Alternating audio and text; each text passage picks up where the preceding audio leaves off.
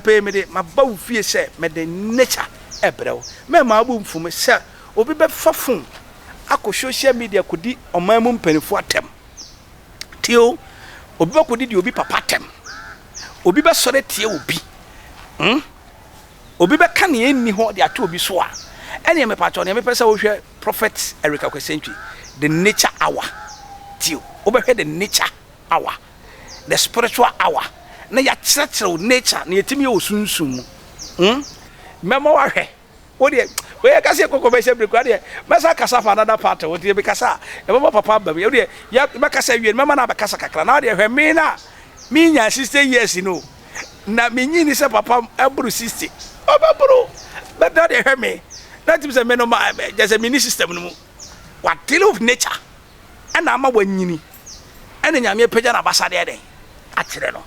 sabri we ebegye wusam ohima be se na yema parako estate o se ebegye wusam ohima papa bi ohima one nobody no size me se we ebie we etimi san dane awode obi wa na awode ayedin se babetom ti obi ka tell se papa dana mo obi opeba we edane awode me se den edane awo ene fa normal no enye badwam eno ye private e de be to private enu ti fa normal na frɛ me o se papa me pese me dane ma awode me pese ma wubiem hwade me pese ma wubiem anasa ma wododo ti papa me pese mi twa wo ba hwade ye wade aba wo de wo furu ya family planning jai ya nkwasi asem no se family planning nature house family planning jai ti na naga na ma twokotwoko srade nko a ma say nwan mponche ya sawom ani nwan ma twoko mutesi ni ho odwan so ya sana tesi nim me bachoti oba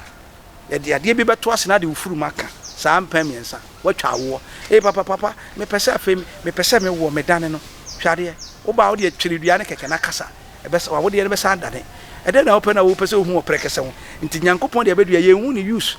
ebi si obi fie na ohwedwu so gu ase wow yes ade we shame enu gu ase enkan nya biem na wonim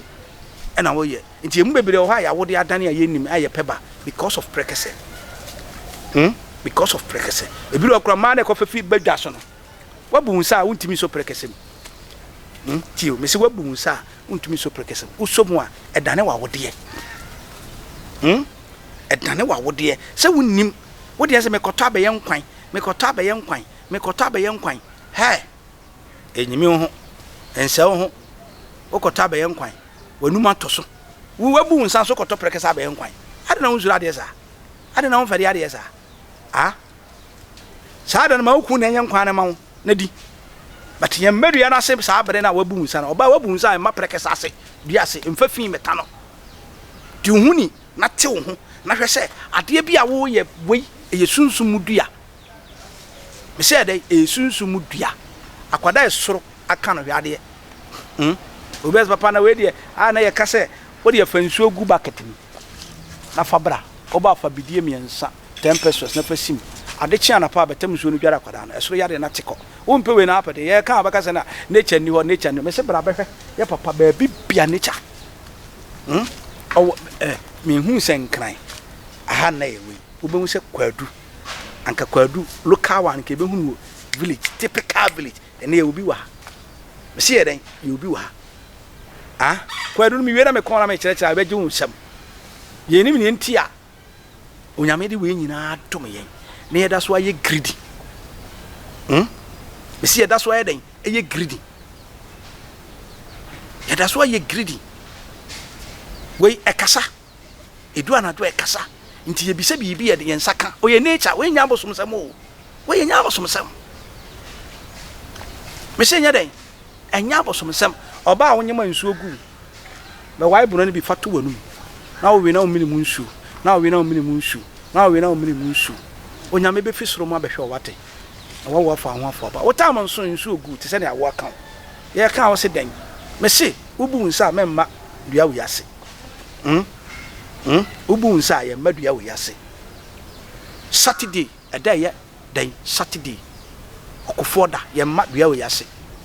so ne ye nim Ghana for aye futu fry e very be futu fry because of ya te se Prekese nkwan ye dentini obi akwa ase me chira wo we me nya komfo. I am telling you the gospel fact. Ne na nana ma ya nyini ache.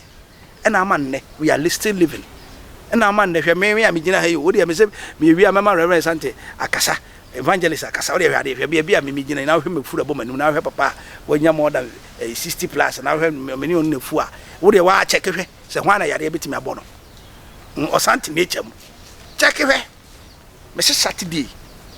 eda eye Saturday oba emmadu ya wo yase emfa wo sanka Prekese but yenim the value of that ekita oil hwade me kira mo hu Prekese na fu wa no wo de fa de that say sija so fa de kata so dane na mema oil me say mema oil wi asa oil na kwale awo no fresh di na ba fie no once na pempem ha eto ebiesi bum bum bum for oil ne sra ho fa sra ne ti no etina be close kama na manadwe mo bie me say one hefa na dwe mo bie ade be fra sa oil no e ya leta je ne nketwa no na de asra kwada no bo so I so brilliant so powerful nani kwala bia wo no fufuru bia ode ani ba asase so ohu ade aya ne ya na ne atane na ne ya twitwa kwala ntimi me say ma me bia wo ba na wo try the scissors e share kwala ntimi the young age you are not serious me say you are not serious trasa you be protect timi no amana nyini apeja be 3 years 4 years no timakasa meyi miti ansa na esa na dwen no aye mature emphasis in simun sa akwada no so untimi maintain na pacho si Prekese na powder fa frank to the fasra akwada ni tri ye ne sa me ba ye ne sa o is so smart so brilliant what you say ye to nyansa e wo sunsun de man kwala sa be fotimi yi wo ba dwene e de koji post wo sunsun de ya me pacho wo sutimi stop adwen no papa obi we say papa me ba no ma kire na de sa wo hu ade adwen ne se ni wo awu ada no obi akọ wan hwa ba no ye yina dwene ba fo no okoja bi wo school ho ono m komo keke ko bom komo wa ba fie ko bom komo ti Prekese ahaban no obi se papa na Prekese ne ko e bi na maba na echa ehia minti matuka me se so ti asanka adwa woti kumase na woti mituka beto buro nyatade e de koma oba sha ma wa pomudin hu hiaw ma usunsum bambo ehiaw obi se papa eda na yetimu no anadwu bia me bakikem kwala na wuso da no akam oda no akam no me pa cho pe ayowa me se den ayowa ne ye potom no yele pa ayowa uwia for Prekese no na ne hu no fa bigu na fa nsuo town fa se ofie gate na no odan na entrance na no akwala no ho beto no odofo ne ameka ne se tiase se we are talking about nature we are not talking about anything say me say metuka na ma drive ye freha amomole metuka free long distance aba amomole the nature house Edin room Edin garden yaba ye kire free of charge me say wa wo hwe mo aburushire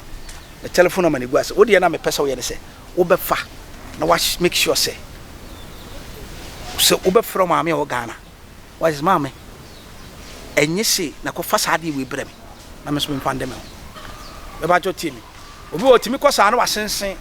na do sori en sori be ba jo fa bi frankun na fa sra oni pedua asofo a mo ya anointing wo yere obi ya na wa ko fa na be ba jo ti ya wa betima yibi me kire asofo minu na asofo muntie bi Prekese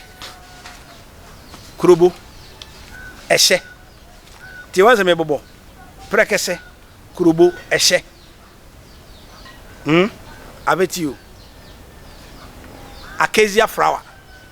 uwia kan nyina bom Exodus 33 kan nyina bom afo wia sorentempa nabra Prekese na se be fabi koto odwam fabi e oduane sefa to oyinim anaju sore so na kasa kire wurade so abefa nature be pa chaw wodi si asodem ne ya kire ne bia wodi kan ni pedua there will be a freedom, there will be a liberty. Sanke yebesi osofo a yebesi ohena sa nwusra we ne yusumon nso no be hia so de bia no kita anointed boje soye ana oliver oyere onim ba bi efiri odofo wa betima yibi na de agye fie ne ameka ne sɛ me din de prophet Eric Kwasenchi na me pese wo subscribe na wo share na wo ma onyame sunsun ene na basa no kese e wo abrabom ne ameka ne sɛ koso na hwɛ Attention TV subscribe na ti ase na make sure sɛ onyame do na wo so do obi a share fa video we fa komo obi na obi nso fa mo obi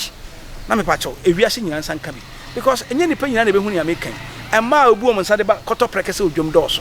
omunyim so what I say oto Prekese e odwom ada wabu nsa wo wo mamu a me pa chaw wa wo de edane unim edane gina me kan sɛ okase ne radio obambofo ne Jesus ne oka ebam na ne ohyira so ɔne okase mema mo ba da bridge ne motimi da tuma no mawe mo ba we ne saa me se mba den mo ba we ne saa mo wi a awrade be pija ne nsa wa ye oyiye na mo osuru tumi osuru bambo sabri me kan se me kwa me nya osa obi se papa na waka kaka wa yimfa papa na waka kaka Reverend Sante no o he me se ti Reverend Sante no o he fa obeka se me pese papa kasa kakra me nka bebre me pese ono be kasa ne aka bia nti ofa ne numu wanye oba na yakasa aha papa afedi ya ba Prekese duase efia ha na wo ye wo dia me pese ka bi ka che wiase fo nyina fa obema wiase fo nyina hu nia wo de ma omo me den de osepakani ogifo esanti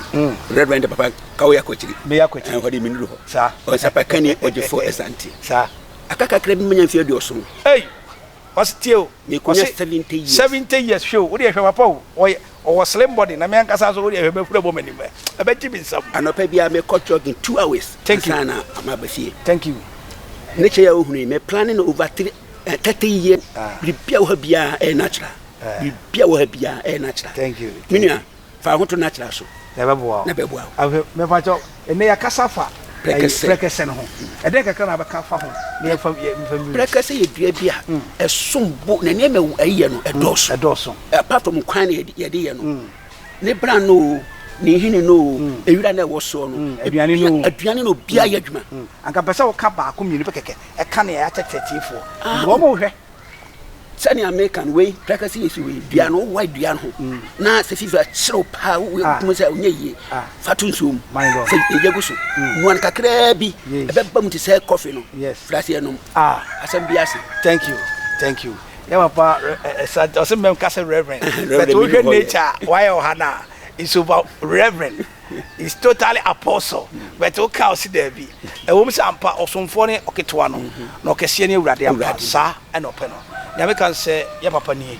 wa ye nyama papa amebi hu I was so touched, I was so amazing because Ghana, if we have this yare or 30 years we see hospital it was dealing with nature because also me per se you deal with nature no nyame ayo kese na me kan say me din ede odifo akwasi antwi na me ne me papa asem menka Reverend asem menka se sofo esante osempakani menka se evangelist ne pe na me kan say koso a na hwe Attention TV na share na be yishia na ba kese na wa kese pa peace shalom.